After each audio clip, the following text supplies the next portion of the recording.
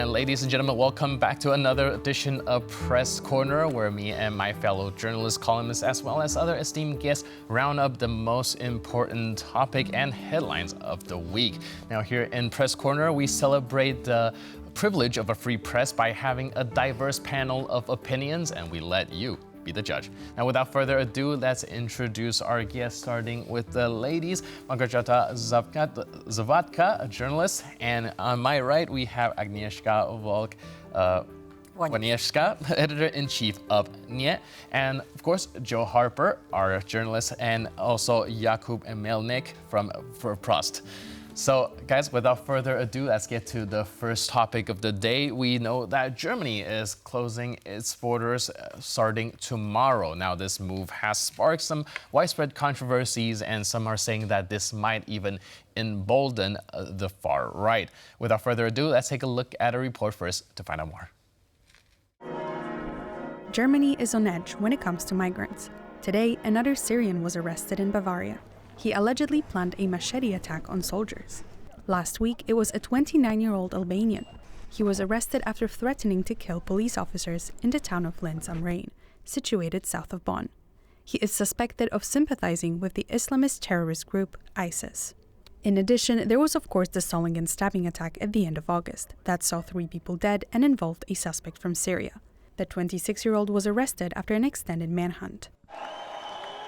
Spurred by all those incidents, together with the electoral successes of the far right in 2 of Germany's eastern states, Chancellor Olaf Scholz has taken a tougher stance on immigration. Border checks have become a cornerstone of his new policy. The number of people coming to us has fallen because of the border controls, for example. We have decided that we will continue to do so at all borders in Germany for as long as possible. But it is unclear whether reintroducing border controls will noticeably solve the problems that the German government has identified. They can be used in case there is an acute fear that that people who would be currently planning to do a terrorist attack would be planning to come to Germany, but of course they do not help against somebody who is already inside Germany. In fact, border controls have the potential to introduce new problems that need to be dealt with. Austria has already announced it will not accept undocumented migrants that are pushed back by Germany. Could even result in the same problems that Europe has faced during previous border crises, but in the heart of Europe instead. The measure might not be worth it. In the worst case scenario, what this could mean is having camps outside the German borders if persons have been prevented from entering. It's also questionable whether Scholz can undercut the far right by catering to an anti-immigrant sentiment. If anything, it could backfire. The lack of immediate results could potentially stoke anti-immigrant sentiment even further in Germany. European citizens and tourists will for now only be bothered with longer waiting times before entering Germany. For now. So let's do clockwise, starting from Jakub. Can you help us understand a little bit about the situation? What does this new border check entail? Is it just going to be by land, or even the flights are going to have more tighter border controls? Well, that's not the main issue here. The main issue here is what Polish Prime Minister said recently, exactly, that Germany is breaching Schengen agreement on a massive scale. Right. And all those excuses about the security threats are just really weak, and they are not meeting any reality. The reality is that this is not a security threat for Germany or for European Union. This is the threat for a coalition position, political position in Germany. They are closing borders because AfD was doing but very well in Thuringia and Saxony. But this is internal German political problem. Having this decision of suspending free movement within European Union, Germany is centrally located. In fact, it means that there is no free movement in Europe anymore, since tomorrow morning, because all the transits from west to east, from east to south, have to go through Germany, and they are closing all their borders. This is just pathetic way to admit that German migration policy is a failure, at least since 2015. And what I would like to remind everyone here and also our viewers is that we all well remember 2015 when hundreds of thousands of illegal immigrants were walking to Germany, invited by German chancellor. And when at the time governments of Croatia or Hungary were suspending free movement, just trying to protect their borders, they were labeled as extremists destroying European unity and European solidarity. Now we have a major European power, Germany, which is doing that without any consultation with the neighbor countries, and this is just unacceptable. The problem is that there is no perspective of any significant action from European Commission, for example. We have a German president of European Commission, and the Commission itself was not sworn in yet, and it's not operational. So we don't even have commissioners with the security or Schengen area portfolio who could address properly this problem. So, from my perspective, this is another example of Chancellor Scholz's weakness, and he's just not suitable for running such an important and strategic country as Germany. All right to the heart of the topic, pulling no punches. I like that. Agnieszka, would you agree with Jakub's statement that immigration policy have been a failure and that this is an admitting to that failure? I'm not really sure it's about policy. I'm thinking it's about the next election, which is going to be in Brandenburg state, because the SPD of Chancellor Scholz lost not only to the FD, which was somehow expected, but only to the Sarah Wagenknecht alliance, which is the far left, completely new party. It was created in January, if I'm not mistaken, and it had 12 and 16% in Thuringia and Saxony. So now they are trying to show their tough on immigration, especially after this attack in Solingen, to show the left side voters that there's someone to count on, which is. And here I'm agreed, which is pathetic, because it's not the way to go. And the other thing that Chancellor is trying to do now, he's trying to make some changes toward the Ukraine, because one of the things that was the reason for this declaration of Sarah Wagenknecht alliance is the politics toward Ukrainian war and toward the military help for Ukrainian. And now he's telling he won't be giving long-range missiles to Ukraine, so they cannot attack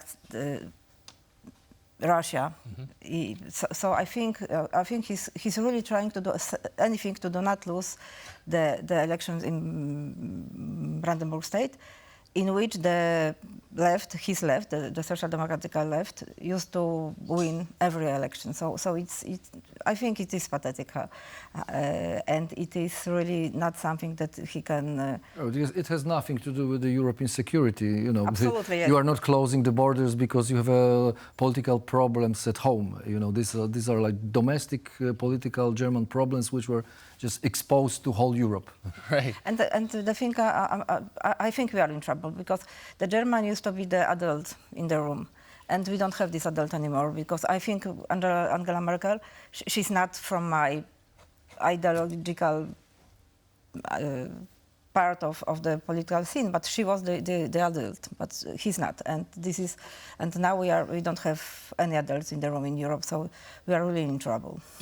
Right, Małgorzata, do you think this is, the immigration issue is a more wide-scale European regional issue, or do you also agree that this topic is being brought up mostly for domestic reasons?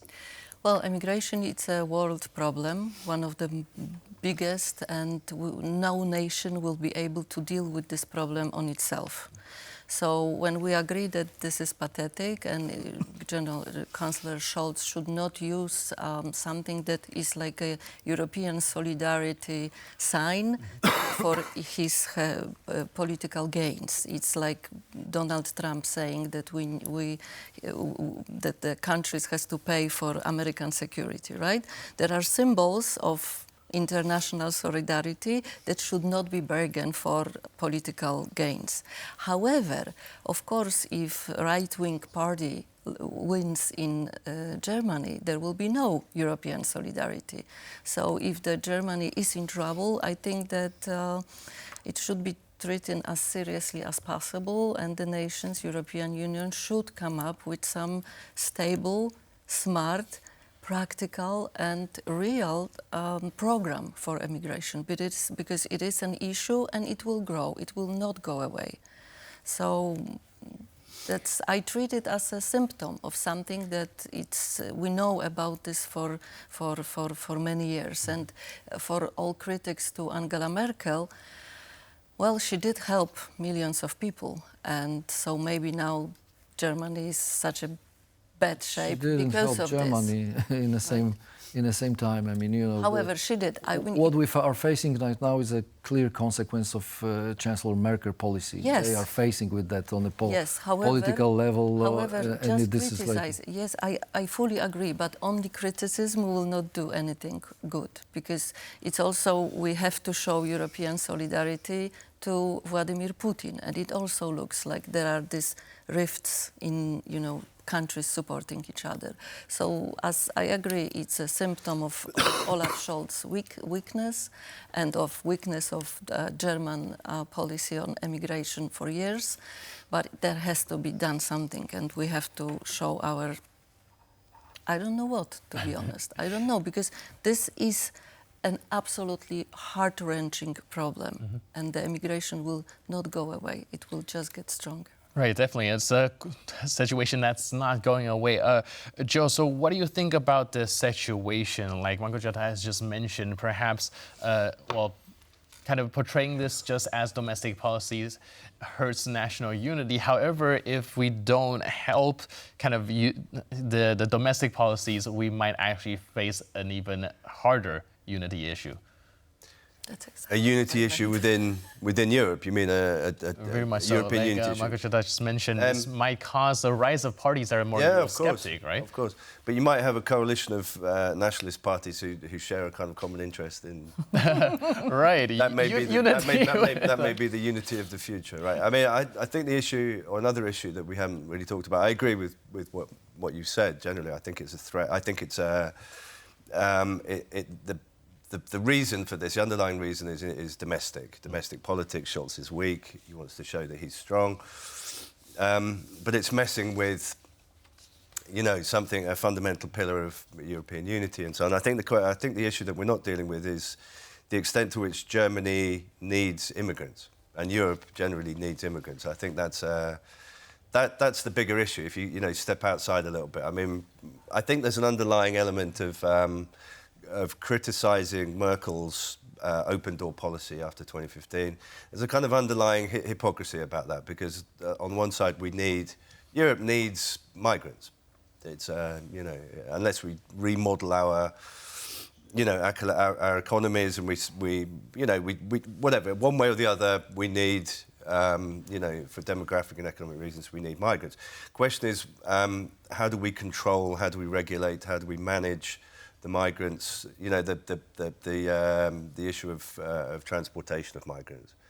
And how do we get the good migrants that we want to get? That's the very unpolitically correct thing that I'm saying, because like people need help all over the world. Well, to some extent, there are no good and bad migrants. I know, mean, there are good and bad offers for them, and the Germans, I have an impression, they provide them with mostly with the bad offers, and that's why they pay for that in political terms. Of course, Europe needs migrants, but you know, we are talking about closing, just terminating one of the biggest achievements of European integration. Effectively, what Germany is freedom of movement. Yes, absolutely. Why Chancellor Scholz is not going after German foundation who are running human trafficking rings on the Mediterranean, all those ships which are run by German foundations, and they are basically, these are facts proved by Frontex and other intelligence agencies, that they are cooperating with the human traffickers in Northern Africa, and they are providing ways for illegal immigration, and German government is not doing anything with that. That's the core of the problem. Europe needs migrants, but also needs a credible and sincere policy to provide Europe with this influx of workforce and just saying frankly, demographic input for aging and dying out European nations.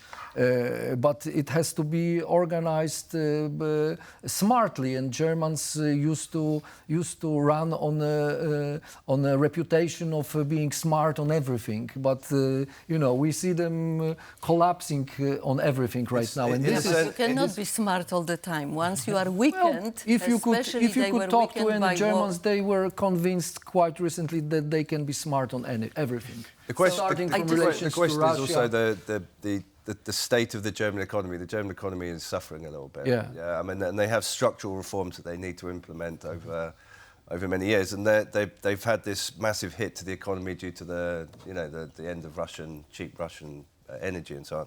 So it's an economy which is becoming increasingly like kind of Anglo-Saxon economies, right? I mean, it's dependent upon pools of cheap labour which keep labour costs very low.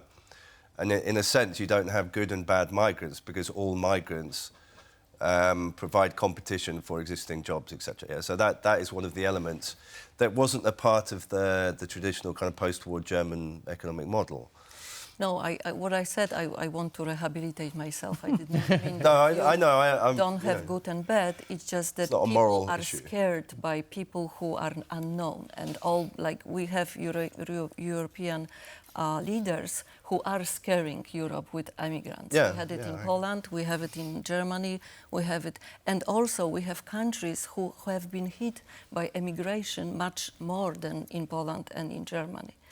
Let's say, but they're playing on fears that already exist, right? I mean, and it always hits people that are poorest. It wouldn't work if they didn't have a target audience. Which so what I say, right? I've lived in America for many years, and I still think that with all the bad publicity that America is getting with immigration, it has uncomparable better way of assimilating immigration to its society, just by letting people do what they do best, right? So what I'm saying is that Europe really needs to look at itself, like really reflect what is going on, why immigration was not so successful in Europe, even if they pretend they are so politically correct, they are so good, and yet they are not able to assimilate a large people, and they are perceived by nations as good or bad. So that's what I wanted to say. Right, but let's actually let Agnieszka get a word in, because we're talking about these trying to balance the issue of immigrants while keeping the local populace kind of happy. Do you see any way going forward? I think the trouble is we're not talking about it, because there's one thing, that is the safety, and the attacks like in Solingen is playing on this emotion that we are not safe in our streets anymore. Okay. But the other one is the trouble of workforce, which is very cheap and desperate, and it's not unionized. And this is something that everybody should be talking about, that the people who are coming to Europe, as Polish people who are coming to UK, they were not unionized, they were ready to work for lower wages, they were ready to work when people, during the strikes. It was really something very bad, and we in Poland, we should know about it because we are doing this in UK, and that's one of the main reasons for Brexit, and that's why for the reason that people from Poland are not very seen very goodly in UK. So we should work on incorporating this new workforce into our system, which is good, which is taking care of working people. I think this is something that nobody's talking about now. Right, so because business love the cheap and weak, politically weak workforce. This is nice, but you know the truth is, in the case of Germany, that majority of those immigrants are not contributing to the labor market in Germany.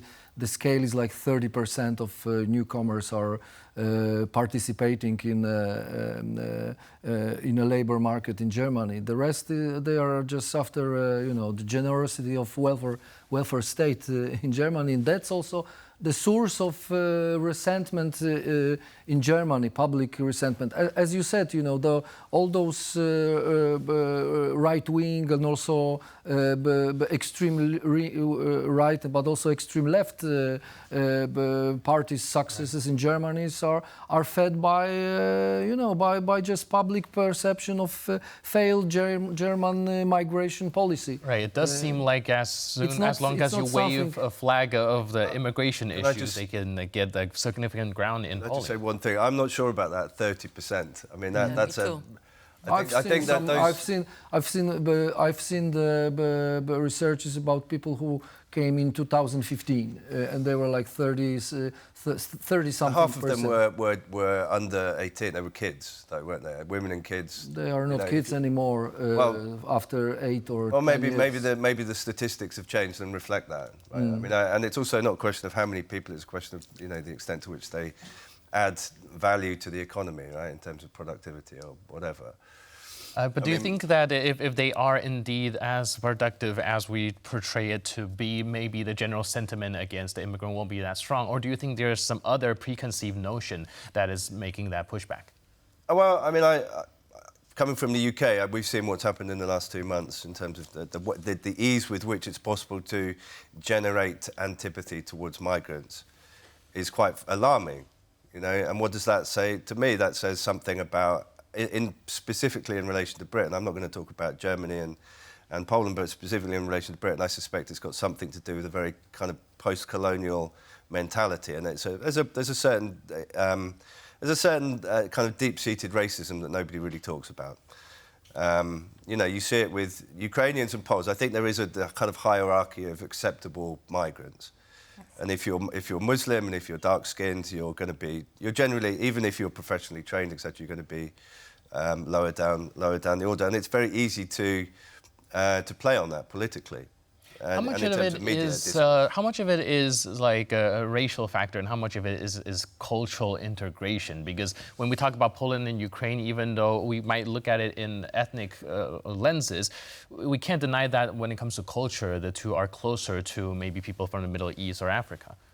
Yeah, I mean, you can make a basic human assumption that we prefer people who are similar to us, right? They're less scary. But that says something about the way in which we're culturalized. Yeah, we're brought up, we're politicized, etc. If we think that people who are of a different faith are less equal, that says something about us rather than about them. In my view, anyway. I mean, like I say, coming from the UK, we have a legacy of dominating other countries, invading, you know, etc., which has kind of continued in the form of US imperialism over the last 30 years. So we're not immune from doing nasty things in other countries. And then when those people that are displaced come to our country, we don't want them. Yeah, I mean, there's a massive hypocrisy in there, which probably most people don't share, but those that do articulate that have a much louder voice, it seems. Yeah, they go onto the street, they get media coverage, People talk about, immigrants being welfare, claiming welfare, claiming all the good things that indigenous people should get. And actually, in the UK's case, we've had 14 years of austerity, which meant that a lot of people were impoverished anyway. So it was a very easy target. If you want to displace people's anger, you put it onto the migrants. It's not brain science. It's quite simple. All right, I feel like Agnieszka, I want to get a last word in before we move on to the next topic. Just one thing. It's the same thing, you were talking about colonization, it's the same thing with Poland and Ukraine. Actually, Ukraine was some kind of Polish colony in the East, and we are still treating people from Ukraine as somehow lesser than us. And it can be feel very, very strongly. How many of you have heard something about the Ukrainian who are not, the lady from Ukraine who came to the hairdresser and didn't want to pay? She said, I'm not going to pay because it's going to be paid by Polish government. We hear this story all the time. Yeah. And we are having the same problem now, I think, toward the Ukrainians that you have in UK. I think you really exaggerate. I mean, I wouldn't agree. If you compare a German migration policy model and Polish migration policy model, if anything like that exists, we absorbed more than 1 million of Ukrainians here. Look at the polls. Still extreme right parties in Poland are doing much weaker than German extreme right parties, cashing on this anti-immigrant sentiment. And what is also important about this macroeconomic data and the immigrants' input, it actually doesn't matter what the reality is. What matters in political circumstances is what's the public perception. And the public perception in Western Europe, maybe also in Poland in case of Ukrainians, is that they are not going for our jobs, they are going for our social benefits. And that's the perception is distorted, though, because from the statistics that I've read, that migrants tend to be they tend to be net contributors to the economy. I mean, we have that. There's a lot of research done into Polish migrants in the UK, for example, as well. And the stereotype was, or one of the stereotypes which was used and projected into the media was that, again, Poles and other Eastern Europeans were coming to the UK and taking benefits. That's actually not. That was totally not the case. It was completely disproven. In the case of the post-2015 cohorts, the difference is only that they have different coloured skins and different religions, right? I mean, in terms of their potential to contribute to the economy, you would imagine that it's more or less the same, right? I mean, but still closing the borders in the European Union doesn't bring us any closer to solve this complex problem. Right? On the contrary, it creates more and more problems. Well, I think at least that we can all agree on. And we do have reached a little bit of conclusion when it comes to that. And let's move on to our next topic, because we are seeing a flurry of diplomatic movement surrounding Kyiv. And let's first take a look at a report to find out more. Polish Foreign Minister Radosław Sikorski and his Lithuanian counterpart Gabrielius Landsbergis are in Kyiv, where they met Ukraine's new top diplomat, Andriy Sybiha. This visit is the latest in a series of high-level diplomatic meetings which took place in Kyiv this week. All the while, Russian missiles continue to batter Ukrainian cities and villages daily. British Prime Minister Keir Starmer and Foreign Minister David Lammy are in Washington, where they will meet with US President Biden later today to discuss the ongoing war in Ukraine. Lammy visited Kyiv earlier this week, along with US Secretary of State Antony Blinken. We come together to express our solidarity in standing with Ukraine, and the UK's commitment to see Ukraine win. The two diplomats pledged about $1.5 billion of aid for Ukraine, but no breakthrough has been reached regarding Kyiv's use of Western long-range weapons on Russian territory. Zelensky's continued pleas to lift all restrictions have been causing a strain on Ukraine's relationship with its Western partners. Nevertheless, Zelensky is planning to soon reveal a victory plan. I will present a victory plan to President Biden, a system of interconnected decisions which will grant Ukraine enough strength to steer this war on the road to peace. From Kyiv, Blinken traveled to Warsaw. The US State Secretary praised Poland's support for Ukraine and underscored its role as Kyiv's closest ally. What we learn from our Ukrainian partners will inform discussions that we'll be having with other allies and other partners in the days and weeks ahead as we work through and think through the coming months. And it's very fitting for us to begin that conversation with our allies here in Poland. Earlier this week, the New York Times reported that the US seems ready to approve the use of long-range missiles against targets in Russia by Ukraine, on the condition that the weapons were not those provided by the United States. The missiles are important, the long-range missiles are important, not in and of themselves, but as part of a whole range of ongoing support for Ukraine not only to defend itself, but finally to convince Vladimir Putin that it's time to stop trying to conquer Kyiv. Zelensky plans to reveal his victory plan when he travels to the US for the United Nations General Assembly. Earlier this month, he announced that he would present the plan not only to Biden, but also Kamala Harris and Donald Trump. So recently we saw a whole flurry of diplomatic visits, a little bit more than it already were. So my question would be on the timing of this whole thing, because, well, there are various different lines of thought. Some are thinking that this might be happening because of the incursion to occur. Some may be saying that this is possibly a reaction to the volatility of the potential change of U.S. government. And there's also talks regarding the potential peace plan that Zelensky is presenting to the United States. And some are even saying that maybe this is a prelude to the peace summit that might have finally have a peace solution. What are your takes on it? Let's do counterclockwise this time, starting with Jo. Yeah, I don't think it's a coincidence that we hear about Iranian missiles, long-range missiles, being, transported to or sold to the Russians at the same time as we hear this. It's a kind of tit-for-tat situation. I mean, I'm never very sure exactly how the action on the ground calibrates with the kind of foreign policy discussions that are going on. But I assume that they're looking at the situation in the Donbass and eastern part of Ukraine, and deciding whether or not these missiles actually make any strategic change. Do they make a difference in terms of how this war will play out over the next 6 months or so? I'm not a military person. I've got no idea. You can only kind of guess. But it looks a little bit like the two sides are kind of saber rattling. They're saying, we have the capacity to do this, and we also have the support of other, of people, of countries outside of the, outside of the actual war situation. In terms of the UK and US's kind of indecision over, enabling Kyiv to use these missiles. I mean, that seems to me. There were reports that UK was wanted to go ahead. There's one of these missiles is French UK produced, and the other one is American. I'm not sure why that. Presumably, Blinken is thinking about some kind of legacy. Right, they seem to be like teasing it over and over again, and just like stopping short of putting the rubber stamp on it. Well, he knows that after in 6 months or whenever he's out, or no, less than that. Sorry, in 3 months.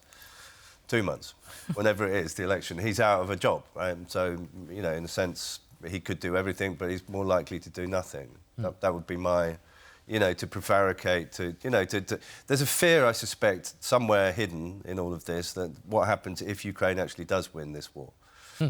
What happens to Russia? Yeah, that's the main problem. That is the kind of the elephant in the room, right? What happens to Russia? Does it implode? Does it become more unpredictable? Does it become more dangerous?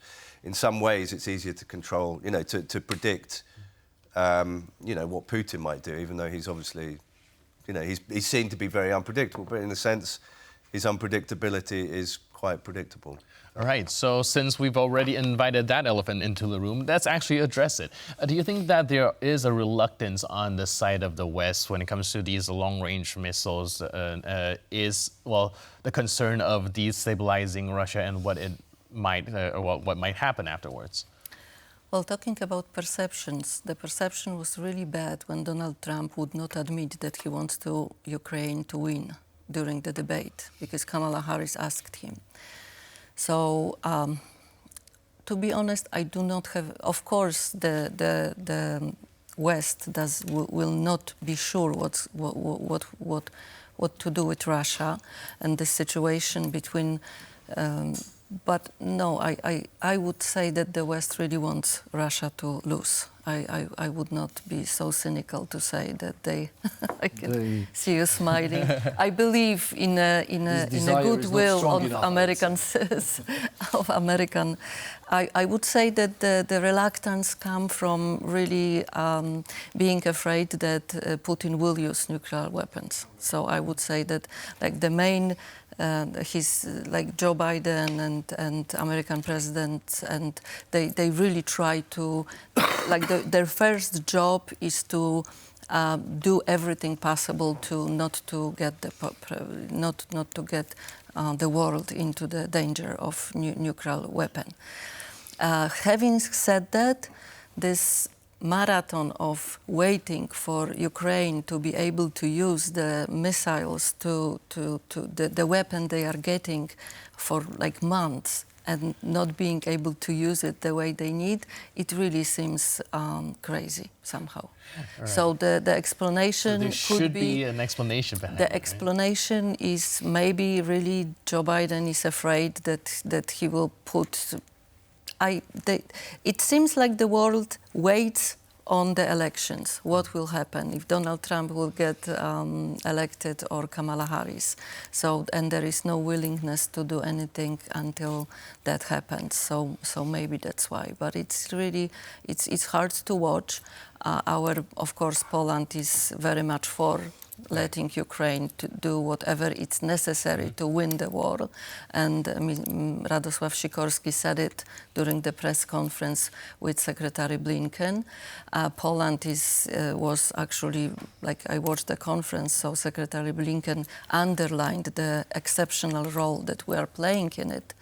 However, it really seems, I also wanted to mention, because I really liked the quote from Jens Stoltenberg, the NATO secretary who is leaving, and he said that we should have been getting those weapons to Ukraine 2.5 years ago, so there would not be a war. Right. And because now we are giving Ukraine the weapons so that it can win the war, and still we are not getting it. So perhaps the best time for them to utilize these weapons is yesterday, but the second best time might be today. But I would agree there is a risk of Putin using the nuclear weapons. And I think that the leaders of Great Britain and America are afraid of Maybe that's the holdup. Agnieszka, what's your take on it? Do you think that the Kursk incursion have shown the West that perhaps a lot of these Russian red lines and saber rattling are just that? We've seen it being erased, redrawn again. Somehow the West is still reluctant. Is it more of a nuclear weapon concern, or do you think there's other things in the calculus? Actually, and I will say something which is not legal in Poland. Actually, it's just logic. That's right. We'll keep quiet. We cannot. Really, we cannot let the situation to grow exponentially. So the NATO will go to war with Russia. It would be completely crazy. And for the record, nobody believes the Ukraine, even with all this Western ammunition and armor, but without Western forces on the ground, can win with Russia. There was Who's nobody? I will tell you in a moment. There was a poll for the second anniversary of aggression, and there was made by European Foreign Council something, and European Foreign Council. I'm not sure. These things have very long names, but we get the gist of it. Yes. And there was in Europe, 10% of people are ready to believe that Ukraine can win this war, and the Poland was first with 17.4. Simply, everybody thinking logical thinks that the war must end on the table of negotiation. There will be no big Ukrainian military win. So people are really tired with this war, of course, and especially in Germany. We're talking about Germany a lot, when the economic situation is really dire because of sanction towards Russia and because of lack of cheap energy. So people just want, and it's it's seen in polls. People want Ukrainians to sit on the table with Russia and this war and start doing business as usual. I'm not talking about moral of this. I'm talking about the situation. Right. And it's going to happen sooner or later. And I think, as a pacifist, that it should happen sooner. And everything we are doing now, everything the Polish government is doing now, is only prolong this war, which cannot be, logically thinking, win military by Ukraine. So well, I think it could be won if Ukraine got the right weapons in time. Right, Jakub, you seem to have a disagreement with that, so give us your take. Naming Polish government as a factor which is prolonging the war is, I would say, I hope someone pays you for saying that. Because if you say it on your own, it gives a very bad picture of your analytics skills. Don't get personal. Don't get personal. Well, it was kind of personal. So. It is. Okay, so I think that Ukrainians proved that there are no red lines Russians cannot swallow.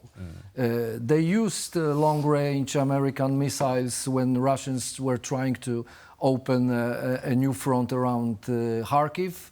Some weeks ago, they used it on the Russian territory. They smashed Russian forces trying to destroy outskirts of Kharkiv, and they proved that this is really efficient tool to stop Russian aggression to Ukraine. What did they stop? Excuse me. What nothing happened. Nothing happened. Russians didn't unleash any hell upon the world. Right. That's a valid point. Then we had the Kursk incursion you have mentioned, right, which was also a very good way to show the world that there is no red lines we can cross with Russia, and they will accept it. Sure, they will accept the reality. So the problem is just a political commitment, political decisions of Western allies. If they want to win this war, or they want to run it as long as necessary. Right. And I believe this is the major problem.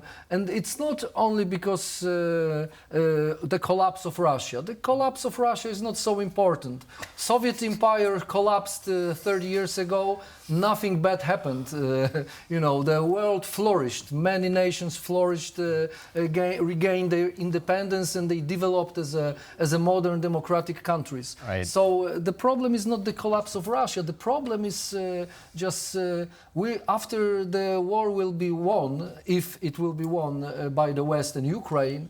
There will be question who made this war possible, and there will be question for Chancellor Merkel and her friends. There will be question for Joe Biden and his administration, which just terminated the sanctions on Nord Stream 2 imposed by Trump administration, and that was a major factor which was stopping Russia to